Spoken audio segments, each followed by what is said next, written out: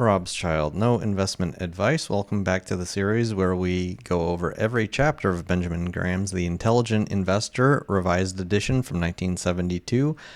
Again, this series is not intended to replace any content of the book, The Intelligent Investor, but rather to open it up for discussion, bring its contents up to date, and compare to what things might be going on today as of the end of November 2024, and to compare what this book says to Benjamin Graham's security analysis, the much bigger, more complicated version of this. Today's chapter is chapter 18, a comparison of 8 pairs of companies. All in all, this chapter simply is just more than anything else to reiterate the fact that when companies get expensive compared to how much they earn, they become dangerous in price compared to the method of finding things that seem overly cheap, which is safer for getting yourself a decent return. I mean, that's really what the chapter all boils down to. It's a long roundabout way of saying it. The important thing, though, about reading through the chapter and,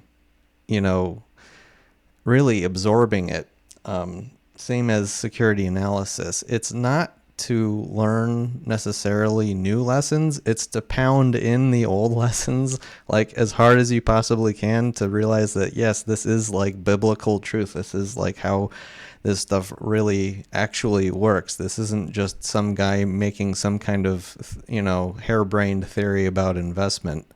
It's a sure tried method that is a great way of getting a return.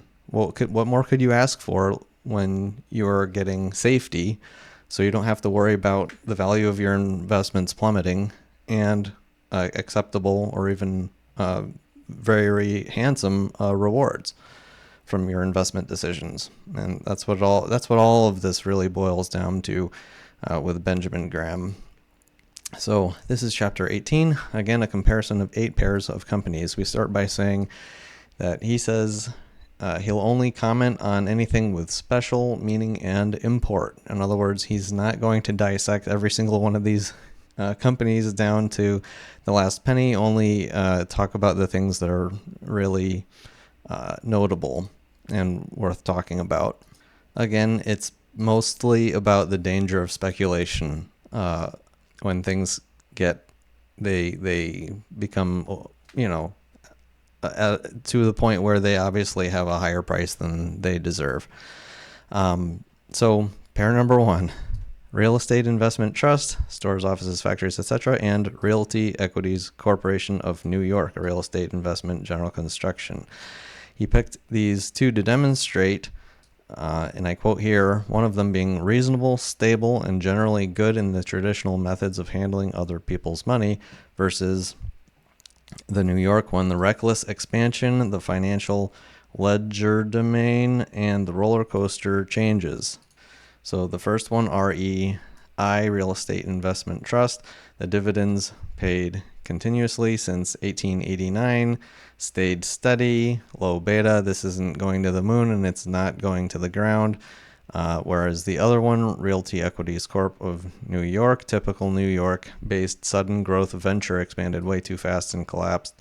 Extreme beta up and down, in a nutshell. Moving on to pair 2, Air Products and Chemicals, an industrial and medical gases, etc. company, versus Air Reduction Company, an industrial gases and equipment and chemicals company. So similar companies, the Air Products being a newer company and Air Reduction being an older, sturdier company. And the first one having higher growth, considered to be over-bonded by Graham standards. He doesn't get into detail there, but just mentions it. And he says that in this case, in the end, the low multiplier issue scored the advantage for the time being at least. There's a footnote that mentions how studies show overall that value actually beats growth, and that when something, explodes to the upside, it generally, the value ends up working out better over time. And I wanted to add a note to this comparison that growth since 1980 has done extremely well. And I wanted to mention, this is in an environment where we had continuous lowering of interest rates. And now, being in 2024, when we basically, the 30-year bond got down to a low of 0.7% at the peak of what some people are calling the bond bubble, they can't just keep going down below zero continuously forever. And so that makes me, realize that we might be ending the era. We are ending the era of growthy stuff continuing to outperform everything else. When rates are at where they are now, and we got to zero, we bounced off of zero, or we headed back to zero. Well, we can't keep going past zero. And so if we do get to zero again, or close enough to zero in rates, how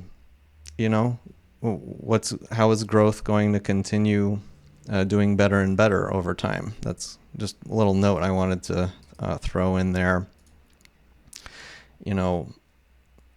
It's been 45 years of the market and people getting used to this ever lowering interest rate environment that we basically got to zero. And anyway, just food for thought. Moving on to pair 3, we have what we're going to refer to as American home products, being drugs, cosmetics, household products, and candy, versus hospital, American hospital supply, distributor and manufacturer of hospital supplies and equipment. Obviously, these are not super related businesses. A lot of his comparisons, he opens the Standard & Poor's book and just picks 2 in a row alphabetically. And so that's what it looks like we have here, or, close enough, ones that, spark his interest a little bit more. Anyway, both of these are billion-dollar goodwill companies. So in this case, they are in sort of similar. Yeah, being hospital and the other one dealing with drugs. They're both within the health industry, however. And so both had 100% positive earnings, so no negative earnings, and strong financial conditions. But a lot of goodwill priced in. The hospital company had higher growth. The home had higher profitability, a lower price book ratio. But he says both in this case had too much speculative value. Obviously, when you have a lot of goodwill priced into the value of the company, that's just such a huge red flag. That's pretty much the first thing I check when I look at a balance sheet, is how much of the value of this company is just goodwill here. It doesn't actually have any value whatsoever. It's like a made up value in the way I look at it. But moving on, when earnings growth prospects of the industry stopped, hospital dropped in price, and while home actually gained in value, showing the value of getting something that was less overvalued, having a lower price book ratio in this case. And then moving on to pair 4, we have H&R Block, income tax service. Still a pretty big, powerful company today, versus Blue Bell Incorporated, manufacturers of work clothes and uniforms. Both of them, as of the writing of the book, were newcomers to the New York Stock Exchange. Blue Bell, basically in an old industry. And so, when you have an industry that's been around forever, the PE ratio tends to be lower.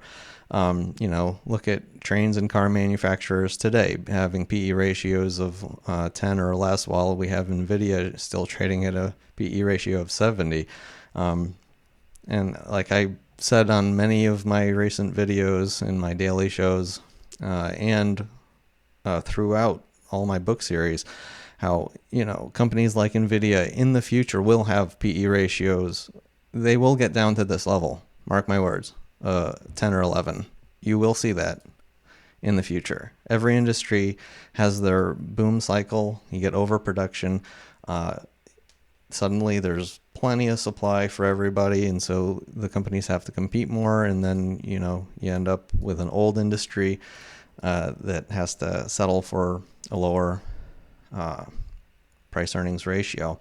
And then so that was Bluebell and making pants, work clothes, uniforms, etc., and HR doing people's taxes. H&R Block having a meteoric rise of revenue and profit, the stock price rising to a price book ratio of 30, which again today that's like commonplace. Like no one even cares about the way the markets are priced right now, no one cares about price book ratios.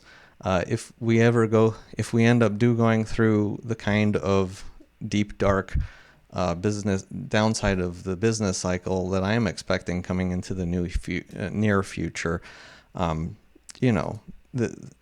things like this might seem, in retrospect, not so healthy. As he points out that this is like an insane valuation for a company in this book. And then he concludes that Bluebell is a safe good price and H&R Block was potentially overvalued. And then in the sequel section, he talks about after a market decline, Bluebell's price advanced more than HR. And my note is that, the fact that hot stocks rotate over business cycles, just take a look at ARK funds and many more examples. The .com business, Cisco, the company Cisco, look at the valuation in the .com bubble. It actually finally returned to that same valuation. It took 20 years to get back up to its valuation it had before. But that's just the danger of getting into hot stocks that have these super high PE ratios. Like I say often, while everyone else is piling into Nvidia stock, I'm buying Nissan stock of all things. But I digress.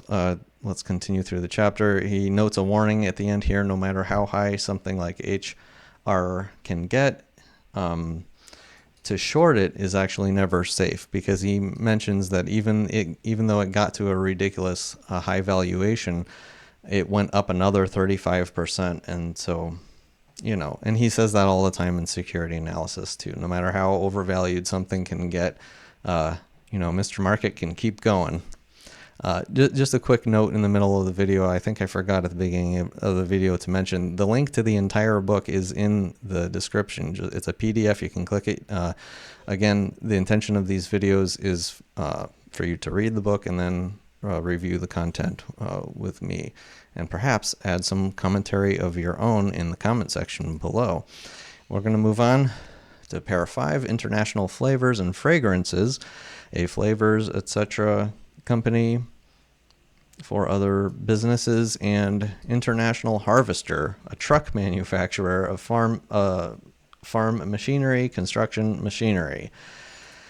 Again, these are much less related companies, and these were obviously chosen more on an alphabetical stance. So anyway, the difference between these companies, Harvester being a Dow giant and Flavor being sort of an obscure company, but with surprisingly a higher market cap than Harvester, just again showing Wall Street's price preference for whatever the hot stock is of the day.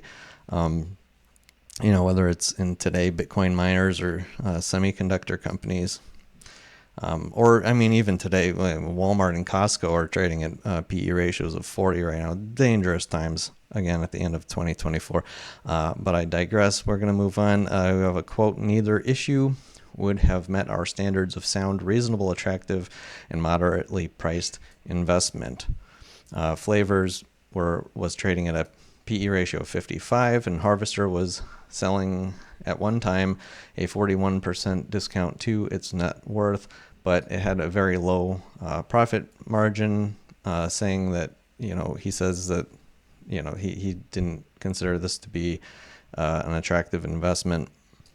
And then the long and the short of it, both dropped in price, both rose again, and Harvester soon fell back in price again.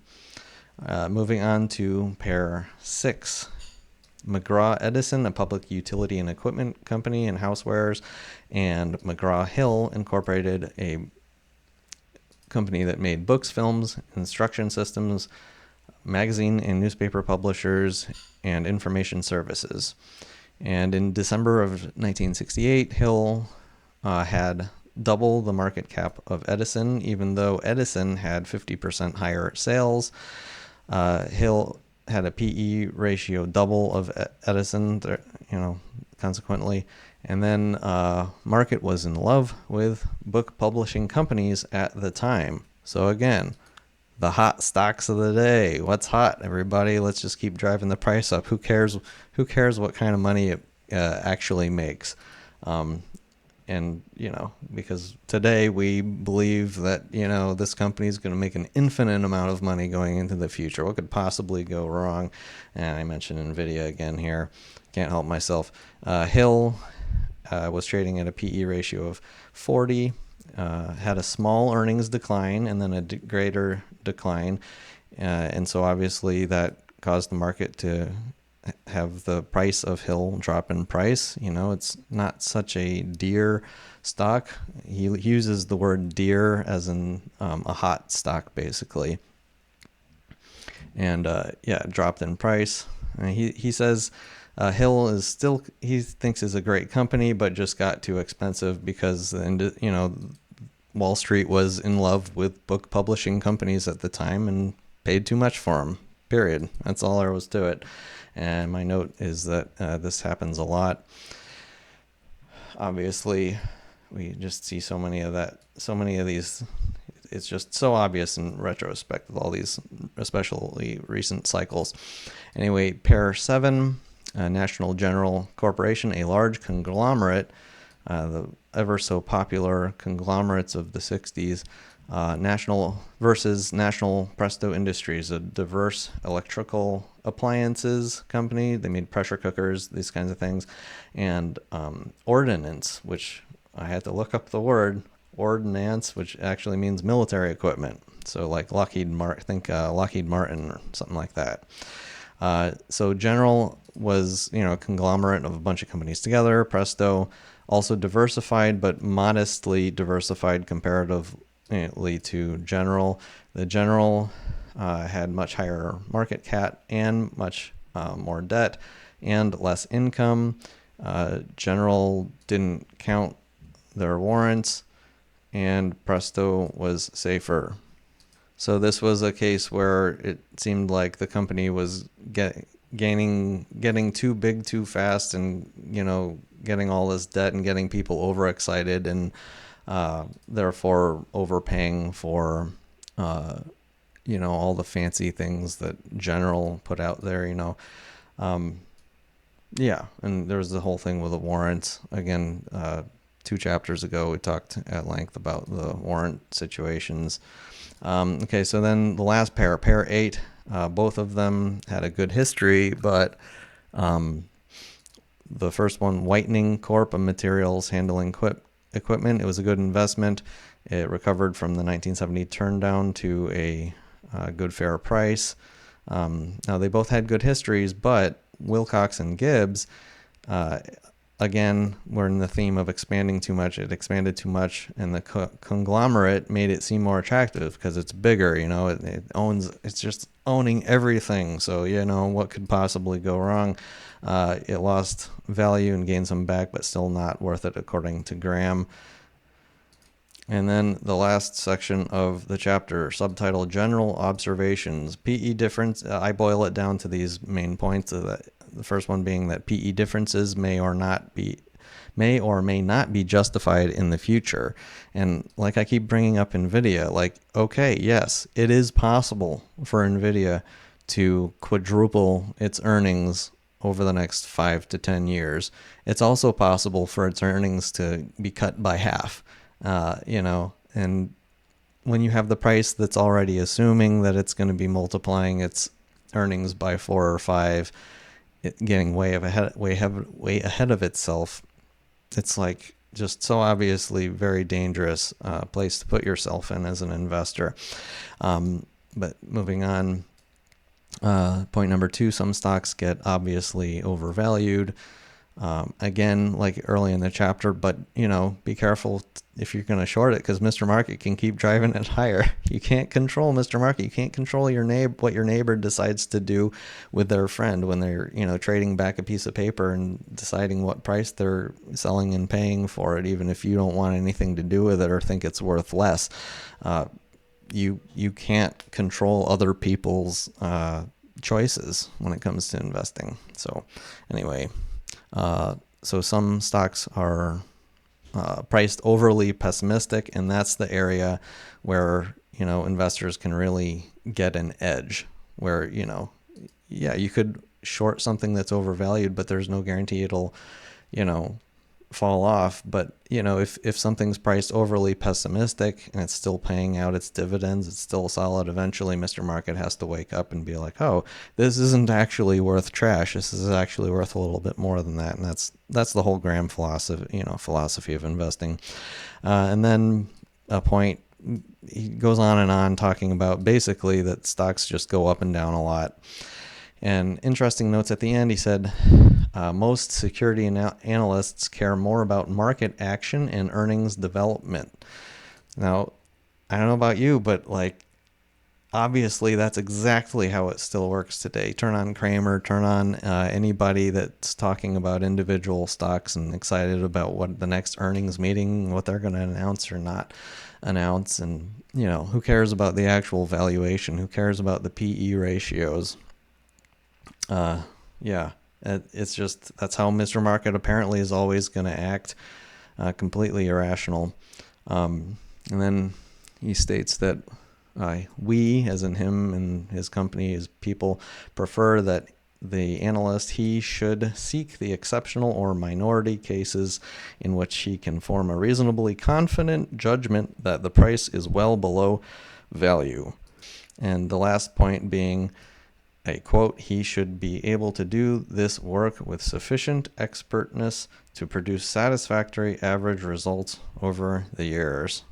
And that concludes Chapter 18, a comparison of 8 pairs of companies from Ben Graham's The Intelligent Investor Revised Edition from 1972. I hope you enjoyed. Thank you for watching, and see you next time. Rob's Child.